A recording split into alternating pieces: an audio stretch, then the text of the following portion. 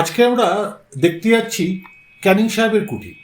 শিয়ালদা ক্যানিং লোকালে ক্যানিং স্টেশন থেকে ডান দিকে বেরিয়ে মাতলা নদীতে ওঠার ঠিক বাঁদিকে একটা অটো স্ট্যান্ড আছে। অটো স্ট্যান্ডের গা গিয়ে একটা চড়া পিচের রাস্তা। সে রাস্তা দিয়ে খানিকটা এগোলেই আপনার ডান দিকে চোখে পড়বে বিরাট একটা পুরনো বাড়ি, 160 বছরের পুরনো। এই বাড়িটাকেই বলে লর্ড ক্যানিং সাহেবের কুঠি, ক্যানিং হাউস। এটা লর্ড ক্যানিং তৈরি করেছিলেন। উনি ভারতবর্ষে 1856 সালে এসেছিলেন।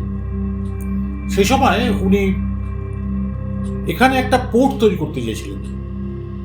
তো মাতলার বিদ্যাধরী নদীর সংযোগস্থলে উনি একটা বন্দর তৈরি করতে চেয়েছিলেন। তো 1856 থেকে 1862 সালের মধ্যে এই বাড়িটা তৈরি করতে সময় লেগেছিল, কিন্তু উনি পুরোটা দেখে যেতে পারেননি। তার আগেই উনি বাড়িটা শেষ হওয়ার আগেই উনি মারা যান ইংল্যান্ডে। এই বাড়িতে উনি ওনার স্ত্রী শার্লট ক্যানিংকে নিয়ে বেশ কয়েকবার এসে থেকেছিলেন। ওনার স্ত্রী ছিলেন বিরাট চিত্রশিল্পী, ছবি আঁকতেন তিনি। ছবিগুলি ইংল্যান্ডে পাঠাতেন বন্ধুবান্ধবের কাছে। মহারানী কুইন ভিক্টোরিয়াও কিন্তু ওনার বন্ধুবান্ধবের তালিকায় ছিল। বাড়িটার এই মুহূর্তে খুব জরাজীর্ণ অবস্থা। বাড়িটাকে দেখতে পাচ্ছেন, সারা গায়ে অসংখ্য বটগাছ, লতানে গাছ জড়িয়ে ধরেছে। সামনে গেটের থাম দুটোই আছে। গেট একটা নিশ্চয়ই ছিল, সব খুলে নিয়ে গেছে। পাঁচিল বলে কিছু নেই, সবটাই খোলা জায়গা। প্রায় 2 একর জমি জুড়ে বিশাল অট্টালিকা, ভুতুরে বাড়ির মতো। একদম জরাজীর্ণ অবস্থা।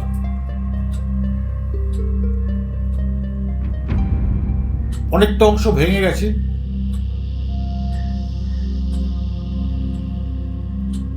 দোতলা বাড়ি, একতলা দোতলা মিলে মোট 22টা ঘর আছে। অনেকগুলি খিলান তৈরি করা। বাড়িটায় চুন সুরকির প্রলেপ ছিল, কিন্তু পলেস্তরা খসে গেছে, ইটগুলি সব বেরিয়ে আছে। ইটের রং কিন্তু এখনো আশ্চর্য রকম লাল। দেখুন, কোথাও একটা দাগ নোনা ধরেনি। লম্বা খিলান, বাইরে একটা ঝুল বারান্দা মতো আছে। উপরে কড়িবর্গা দেখতে পাচ্ছেন, কাঠের কড়িবর্গা।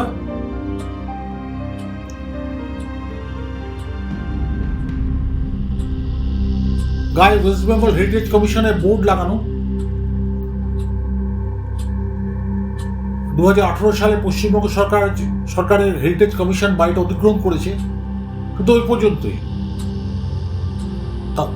বাড়িটার রক্ষণাবেক্ষণের কোনো দায়িত্বই সরকার নেয়নি।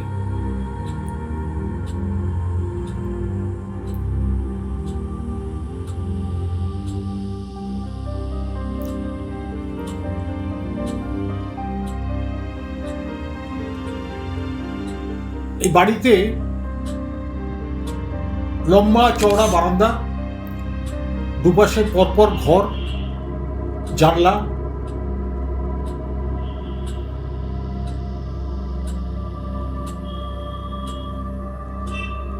থামগুলি দাঁড়িয়ে আছে।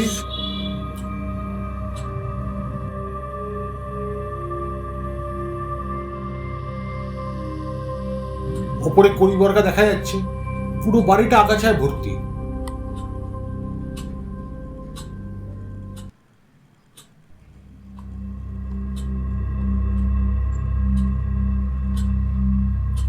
ওপরের কড়িবর্গার কিছু কিছু জায়গা ভেঙে গেছে।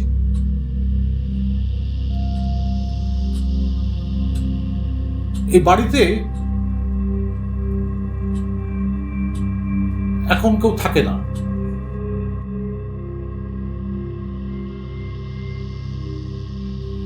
সবিতা দেবী বেরিয়ে এসছেন।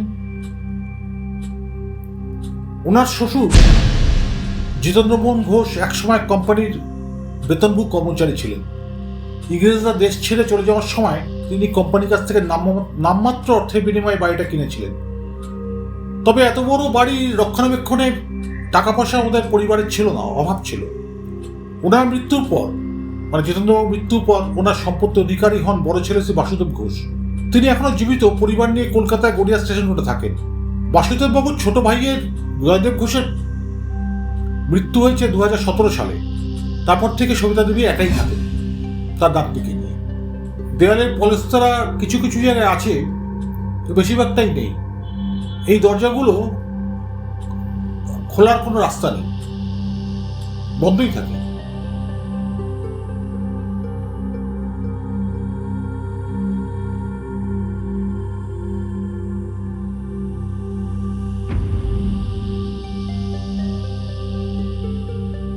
এবার আমরা নেমে বাড়িটার বাঁ দিকে যাচ্ছি।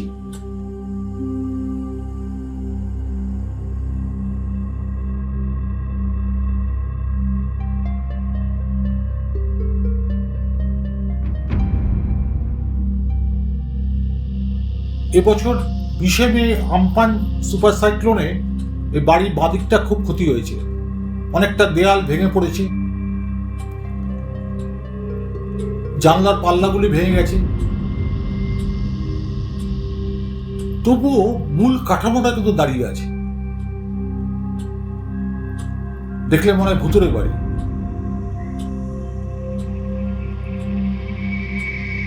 জরাজীর্ণ অবস্থা, বুনো আগাছায় ভর্তি,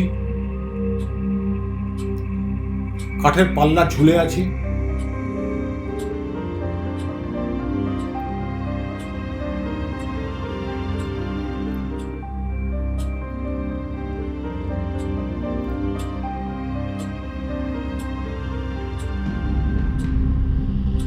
এবার আমরা পেছন দিকে যাচ্ছি। পেছন দিকেও খানিকটা ফাঁকা জায়গা, একটা টোটো দাঁড়িয়ে আছে। এর পাশে মাত্রা থেকে খাল কেটে এনে লঞ্চ সারাইয়ের ব্যবস্থা রয়েছে। একটা লঞ্চ সারাই হচ্ছে দেখলাম। এখানটায় সুন্দরবন বন দপ্তর 2001 সালে ভাড়া নিয়েছিল, মাসে 1100 টাকা ভাড়া। সম্পত্তির থেকে আয় বলতে এটাই। কিন্তু 2018 মে মাসের পর থেকে সেখান থেকে কোনো ভাড়াও পাওয়া যাচ্ছে না। এই ডান দিক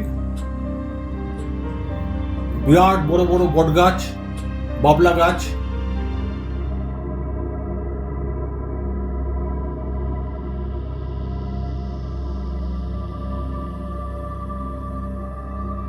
পাড়ার ছোট ছোট ছেলেমেয়েরা এখানে বসে আড্ডা মারছে। উপরে রেলিং দেখা যাচ্ছে, দোতলা ঝুল বারান্দার উপর লোহার রেলিং কিন্তু পরিষ্কার, মরচে ধরেছে কিন্তু ভেঙে পড়েনি। জরাজীর্ণ ভূতের বাড়ির মতো দাঁড়িয়ে আছে ক্যানিং হাউস। সরকার যদি ঠিকমতো নজর না দেয়, রক্ষণাবেক্ষণ করার জন্য অর্থসাহায্য না করে, তাহলে অচিরেই কালের গর্ভে হারিয়ে যাবে এই ঐতিহাসিক স্মারক ভবন।